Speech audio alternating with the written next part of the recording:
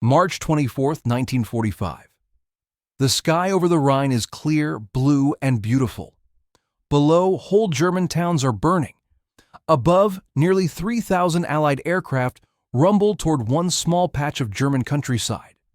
Inside 35 C-47 Dakotas, a few hundred Canadian paratroopers are about to jump into what one of them would later call hell in a small place. 3 nights earlier, in a cramped wooden hut in England, no one had been joking. British and Canadian company commanders of the 3rd Parachute Brigade sat on hard benches, waiting for their brigade commander to outline what lay ahead. Cigarette smoke hung in the air. Maps and aerial photographs covered the walls. Everyone sensed that something major was coming. They just didn't yet know its scale. When Brigadier James Hill finally entered, he projected calm confidence. He laid out the plan in blunt, forceful terms, stressing the sheer weight of artillery that would support them and urging his officers to think from the enemy's perspective. How terrifying it would be to see a mass of heavily armed paratroopers pouring out of the sky. The image broke some of the tension in the room and steadied nerves. Among the British officers in that hut was a small, easily overlooked group, the men of the 1st Canadian Parachute Battalion. They were the dark horse of the airborne armada, and this would be their last and bloodiest battle of the war. Only a few years earlier, none of this existed. In the early years of the war, Canadian politicians had dismissed paratroopers as an unaffordable luxury, useful perhaps for larger powers, but not for Canada. Airborne forces seemed like a British and American experiment. Yet as the conflict dragged on, it became obvious that modern armies needed airborne units. In July 1942, Canada reluctantly raised a small parachute battalion and in 1943 attached it to Britain's 6th Airborne Division, still unsure exactly how it would be used. The Canadians soon proved they were anything but an experiment. They fought in Normandy, dropping in before dawn on D-Day. They survived the breakout battles through the Bocage. They rushed to Belgium in the winter of 1944 to help plug the line during Hitler's desperate Ardennes offensive. When they finally returned to England from the Bulge, they were tired, seasoned, and extremely dangerous. They barely had time to rest before Hill's briefing for their next mission, Operation Varsity. To understand what they were about to jump into, you have to zoom out. By January 1945, Hitler's gamble in the Ardennes had failed. His last reserves were burned away in the snow and forests of Belgium. The Allies, by contrast, had nearly 4 million men in northwest Europe. Once the Bulge was flattened out, the Allied advance rolled forward again. By March 10th, German forces had been driven back to the east bank of the Rhine. The Great River became the last major barrier to the heart of Germany. The Allies had been planning this crossing for months. Field Marshal Bernard Montgomery's 21st Army Group was given the job of forcing the Rhine in the Emmerich-Wesel area. The overall plan was called Operation Plunder. Montgomery wanted a wide, deep bridgehead, one that covered Wesel, reached toward Emmerich, and gave room not just to cross, but to unleash armored divisions into the northern German plain and toward the Ruhr. To help him, Montgomery was given the 1st Allied Airborne Army under Major General Matthew Ridgway. Inside that airborne army sat the 18 Airborne Corps, with the U.S. 17th Airborne Division and the British 6th Airborne Division. Their mission: jump behind the Rhine, seize the woods and high ground east of the river, and smash the German artillery and reserves that could fire into the bridgehead. That airborne assault had its own name, Operation Varsity. The plan was bold and simple on paper. The 2 airborne divisions would drop side by side on the east bank. The U.S. 17th Airborne would seize high ground east of Diersfordter and key bridges over the Issel River, guarding the southern flank. The British 6th Airborne would take the northern sector, the woods near Bergen, the town of Hammenkeln, and more Issel bridges. Together they would bottle up German reinforcements, deny artillery observation over the Rhine, and clear the Diersfordter Wald, the thick woods overlooking the crossing sites. Inside the 6th Airborne Division, the 3rd Parachute Brigade received a particularly nasty assignment. Hill's brigade was to secure its drop zone and then clear the northern part of the Diersfordter Wald. On paper, that meant trees and farms. In reality, It meant a 5 by 6 mile killing ground full of dug-in German infantry, hidden guns, and camouflaged flak positions. And looming over it all was the Schnappenberg feature, a 150-foot-high ridge held by hardened troops of the 7th German Parachute Division. The brigade's 8th Battalion would take the northern sector of the woods. The 9th Battalion would go after the southern area, including Schnappenberg itself. The Canadians in the middle were given the western woods, several farms and buildings, and a stretch of the main road from Wesel to Emmerich. They would hold the center of the brigade's line. This time, the airborne plan broke with tradition. Previous airborne operations, Sicily, Normandy, Arnhem, had dropped paratroopers before the ground assault. That meant the airborne troops were isolated, out ahead of the front, short on heavy weapons and artillery support. Normandy had succeeded. Arnhem had nearly destroyed a division. The airborne commanders were determined not to repeat Arnhem, so they did something radical. They decided to cross the Rhine by ground first, then drop the paratroopers behind the already established bridgehead. That way, the massive artillery preparation for the river crossing wouldn't have to halt for fear of hitting friendly paratroops. And the guns on the west bank could fire directly in support of the airborne forces after they landed. There was another major change. This would be a daylight drop. Montgomery and his airborne generals remembered the confusion of night jumps, scattered sticks, missed drop zones, hours spent just finding your own men in the dark. This time, they wanted precision. In daylight, the pilots could see the target clearly. The paratroopers could be dropped directly onto their objectives, within range of friendly guns, and link up with the ground forces in a matter of hours. The risk was obvious. The drop zones were exactly where the Germans expected them to be. Open fields, near woods and roads, perfect for flak and machine gun belts. The area was thick with anti-aircraft guns and light flak. A bunch of slow, low-flying transport planes in broad daylight would be a dream target. The only way to make it survivable was to smother the German defenses first. So the Allies turned the Rhine sector into a furnace. If you're still here, I'd love to know. Had you ever heard of the 1st Canadian Parachute Battalion at Operation Varsity before this? Tell me where you're watching from and whether these lesser-known stories of World War II make you see the war differently. In the 3 days before the attack, Allied bombers flew over 16,000 sorties and dropped nearly 50,000 tons of bombs. Bridges were smashed, viaducts shattered, headquarters complexes flattened, flak positions pounded. Rail lines and roads feeding the Rhine were cut. More than 160 aircraft were destroyed on the ground. For the Germans, the area around Wesel and the Diersfordter Woods became a landscape of fire and rubble before a single Allied soldier set foot on the eastern bank. At the same time, there was no grand rehearsal for the Canadians. The 1st Canadian Parachute Battalion returned from its Ardennes leave on March 7th. There was just enough time to bring the unit back up to strength, check every weapon, run field firing drills, and refresh battle routines. There was no time and no appetite from higher command for large-scale training jumps. Equipment needed to be preserved for the real thing, and no one wanted broken ankles or twisted knees days before the operation. Many Canadian officers hated this. Their men hadn't jumped since November.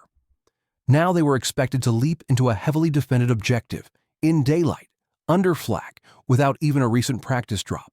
But complaining changed nothing. On March 19th, their heavy packs and follow-on equipment were sent ahead. On March 20th, the battalion was shut inside Hill Hall Transit Camp in East Anglia. For 3 days, they studied plasticine models and enlarged maps, memorized roads and woods, cleaned weapons, checked ammunition, and wrote last letters home.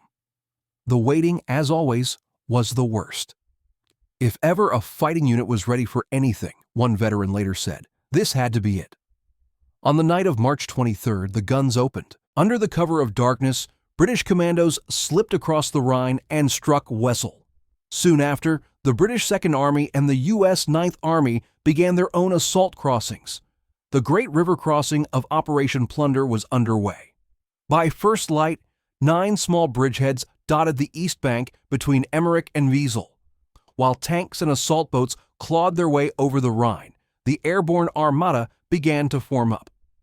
From 26 airfields in England and France, 1,696 troop transport planes, and 1,050 tugs towing 1,348 gliders lifted into the morning sky. About 14,000 British and American airborne soldiers sat cramped in their fuselages, knees touching, weighed down with weapons and kit. 889 fighters escorted the streams of transports. Another 2,000 fighters patrolled above the target area and ranged deep into Germany, daring any remaining Luftwaffe aircraft to take off. For the Canadians, the day started at 2 in the morning. They were shaken awake, choked down breakfast, hauled on their kit, and boarded 35 C-47 Dakotas at Chipping Ongar Airfield in Essex. The planes were flown by crews of the U.S. 9 Troop Carrier Command, American pilots in baseball caps, with cigars in their mouths, and the relaxed swagger of men who had already done this many times. They were the scruffiest-looking guys, Major Richard Hilborn remembered, but they were awfully good. The weather was perfect that morning, clear blue sky and almost no wind. As the Dakotas droned eastward, the paratroopers looked out small round windows at an unforgettable sight. Wave after wave of transports and gliders stretching across the horizon, glowing in the morning light. For a brief moment, the massive formation felt like a procession, moving unchallenged across Europe, protected by an impenetrable Allied fighter screen. But beneath the beauty, Germany was burning. Pilots ahead reported entire villages on fire, factories collapsing in smoke, and roads torn apart by bombardment. The Ruhr, the industrial center of Germany, lay shattered below, and the Canadians were flying toward the heart of that destruction. As the Rhine came into view, it appeared wide and cold, like a metallic lake. Inside the Dakotas, the paratroopers stood, clipped into their lines, checked their gear, and waited for the jump signal as the red light glowed above the open door. Then the calm broke. The transport formations pushed straight into rising flak. Black bursts and bright flashes erupted around the aircraft, while streaks of tracer fire climbed toward them. Paratroopers could see shells detonating in the sky and aircraft being hit, turning into burning wrecks that spiraled toward the ground. Yet the American pilots held formation, flying steadily through the fire. When the signal changed, the Canadians began to jump. One after another, they stepped into the open sky above the Diersfordter Woods. Parachutes opened sharply, giving a brief moment of relief as the ground rose to meet them. Then, the enemy guns on the ground opened up and the descent turned violent. Men hanging in the air heard the crack and snap of small arms fire around them. Some saw holes appear in their parachutes. Light flak, machine guns, and rifles from the tree line and nearby houses poured fire into the descending shapes. One officer went limp in his harness, pretending to be dead in the hope the gunners would ignore him. Others spun, hit, or crashed into trees and buildings. On the ground, the drop zone was chaos. This wasn't the scattered confusion of Normandy. This was a concentrated inferno. Some sticks, especially C Company, came down almost on top of German positions. Heavy machine gun and sniper fire raked the open fields where men were trying to shed their parachutes and assemble. A few soldiers landed like a rock, stunned to discover they weren't broken to pieces, then immediately ran for the cover of the woods. The Canadian NCOs had prepared their men for exactly this. As soon as you hit the deck and you're out of your parachute, fix bayonets and go for the woods. They had shouted in the aircraft, and that's what the battalion did. Paratroopers crouched low, slashed off their chutes, grabbed their weapons, and ran hard toward the tree line, firing from the hip, diving into ditches, stepping past friends who lay unmoving on the field. Leadership mattered in that first half hour. Where officers were down or scattered, corporals and privates took the lead. Private James Quigley, finding men milling confusedly under fire, simply picked a direction, shouted for them to follow him, and led them in an assault that smashed one of the company's objectives. C Company, jumping first as it had in Normandy, stormed off the DZ toward its road junctions, wood lines, and the Hingendalshof farm. Within 30 minutes, despite losing its company commander to a broken shoulder and others to flak-damaged aircraft, it had seized everything it was supposed to. A Company also landed accurately on the eastern end of the DZ, reuniting quickly with most of its strength. Major Peter Griffin, wasting no time, led an attack on a cluster of buildings earmarked for battalion headquarters. The Germans inside fought hard.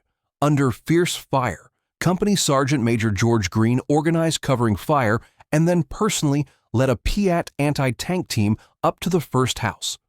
Using sheer weight of fire and the shock of close-quarters assault, he and his men cleared building after building in brutal fighting that mixed grenades, automatic fire, and bayonets. For his fearless leadership that day, Green would earn the Distinguished Conduct Medal. B Company's landing was just as violent. One officer likened the DZ to a holocaust, everyone running in every direction, trying to find their rendezvous point in the middle of incoming fire. The company commander arrived late, bleeding from a bullet that had somehow traveled around the inside of his helmet rim and exited without killing him. He immediately launched his platoons against a group of farm buildings and a nearby wooded area.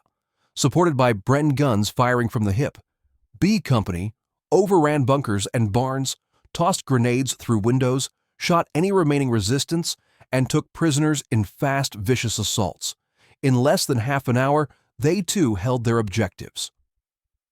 One patrol under Sergeant A. Page, sent to clear nearby woods, returned not with enemy contact, but with 98 prisoners, proof of how much the Germans were reeling from the sudden airborne blow.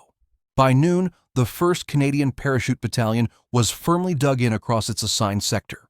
Within 35 minutes of the drop, 85% of the entire 3rd Parachute Brigade had reported in, and key objectives all along the line were in Allied hands. Throughout the day, wounded and separated paratroopers trickled back in.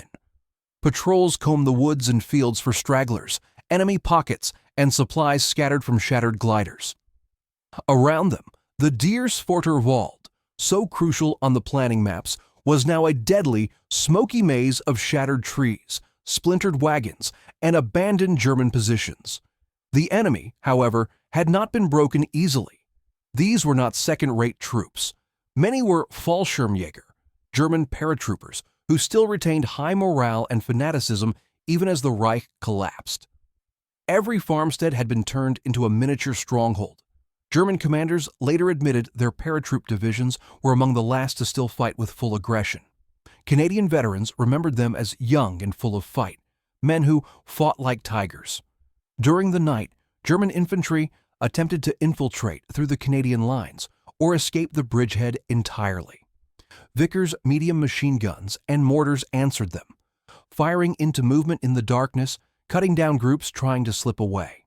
At first light, German self-propelled guns appeared, firing from just a few hundred yards away, trying to knock out the Canadians' machine gun and mortar positions. 4 Piat teams and the Canadian mortars replied with a storm of fire, knocking out one vehicle and forcing the others back. That was the last serious counterattack. From then on, German artillery and mortars were mostly nuisance fire rather than a real threat. The cost of the day was brutal. Within a couple of hours, every Allied paratrooper scheduled for Operation Varsity had landed and taken his objectives. Over 100 tons of ammunition, hundreds of vehicles, and more than 100 artillery pieces had been delivered by glider. But nearly half the division's vehicles and large chunks of its artillery had been damaged or destroyed. Casualties for the 6th Airborne Division reached 1,297 killed, wounded, or missing in a single condensed battle. For the Canadians, the losses hit home hardest when one man failed to appear at the rendezvous. Lieutenant Colonel Jeff Nicklin, the battalion's commanding officer, had chosen to jump first in his stick that morning. Normally, he jumped in the middle so that half his headquarters would be on each side of him when they landed. This time, wanting to lead from the front, he went out the door ahead of his men. When he didn't arrive with them, Major Fraser Eady, the deputy commander, took over and kept the battle moving. But as time passed, concern grew into dread. It took 36 hours for a clearance patrol to find Nicklin's body. He was still hanging in his parachute harness from a tree riddled with bullets directly above German entrenchments. He had never even reached the ground alive. For many, it was a shock. Nicklin had seemed almost indestructible, a 6'3" former football star, a stern but respected leader, obsessed with physical fitness and discipline. His choice to be first out the door that morning had cost him his life and robbed the battalion of its commander in the middle of its hardest fight. Even in that carnage, individual acts of courage burned bright. One of the clearest belonged to Corporal Frederick Topham, a 27-year-old medical orderly from Toronto. As the battle raged on the DZ, Topham and other medics heard cries coming from an area swept by fire. 2 orderlies tried to reach a wounded man and were shot dead almost instantly. Topham went anyway. Crossing the bullet-scoured ground alone, he reached the casualty but was shot through the face, the bullet tearing through his nose. Bleeding heavily, he still treated the wounded soldier, then carried him back, slowly, steadily, through the same hail of bullets to the safety of the woods. For the next 2 hours, Topham refused treatment for himself. He kept going back out onto the field, moving wounded men, bandaging and dragging them to cover, ignoring enemy fire and his own pain. Only when every casualty in his area had been evacuated did he allow his wound to be attended. Even then, when ordered to the rear, he argued to be allowed back to his unit. On his way back, he saw a Bren gun carrier that had taken a direct hit. It was burning fiercely, shells and mortar rounds cooking off inside. An experienced officer on the scene ordered everyone to stay away. It was a death trap. Topham went in anyway. Alone, under falling shells and exploding ammunition, he pulled out all 3 crewmen and arranged their evacuation. For 6 hours, his citation noted, most of the time, in great pain, he performed a series of acts of outstanding bravery. It would earn him the Victoria Cross, the only one awarded in the 6th Airborne Division during the entire war. By the afternoon of March 24th, the scale of what had just happened was becoming clear. A British medic who watched the densely packed waves of paratroopers descending into a 10 by 10 kilometer square under smoke and flak said the drop gave an impression of irresistible might. German commanders later admitted they were stunned. Major General Fiebig of the German 84th Infantry Division confessed that the sudden appearance of 2 full airborne divisions in his sector shattered the morale of his already depleted troops. Prisoners spoke of feeling hopeless as they watched a sky full of parachutes and gliders, realizing they were being overwhelmed by numbers and firepower beyond anything they could resist. By 3 in the afternoon, reconnaissance units of the British 15th Scottish Division had linked up with the 1st Canadian Parachute Battalion. Before dawn the next morning, the 1st tanks and Bren carriers rolled through the Canadian positions, pushing eastward. The link-up had been achieved in less than 24 hours, exactly what the planners of Operation Varsity had wanted. On March 26th, almost 48 hours after they had dropped into Germany, the Canadians were finally pulled back to a brigade assembly area. They were given a hot meal and a chance to rest, mourn, and breathe. Brigadier Hill could not praise them enough. Their dash and aggression, he said, had carried very sticky objectives, with what looked like ease, killing large numbers of Germans and capturing many more. Operation Varsity had done exactly what it was supposed to do. In a single day, the airborne divisions smashed the German guns and rear defenses that might have held up the Rhine crossing for days or weeks. They deepened the bridgehead, allowed armored divisions to pour into the North German plain at full strength, and helped set the conditions for the rapid collapse of German resistance in the west. And in the middle of that storm, badly outnumbered in the sky, outgunned on the ground, and yet unbroken, stood one small battalion of Canadian paratroopers. They had jumped, without recent rehearsal, into perfect visibility, onto an objective the enemy had spent months fortifying. They had lost friends, leaders, and their commanding officer. One of their own had won the Victoria Cross. All of them had helped slam shut the door on Nazi Germany. As the smoke cleared over the Diersfordter Woods, those Canadians knew one thing for certain: the war was finally nearing its end. And in that brief, savage battle over the Rhine, they had helped push it there. If you're still here, I'd love to know, had you ever heard of the 1st Canadian Parachute Battalion at Operation Varsity before this? Tell me where you're watching from and whether these lesser-known stories of World War II make you see the war differently. And if they do, don't forget to like the video, subscribe, and stay with me for the next deep dive into the forgotten battles that changed history.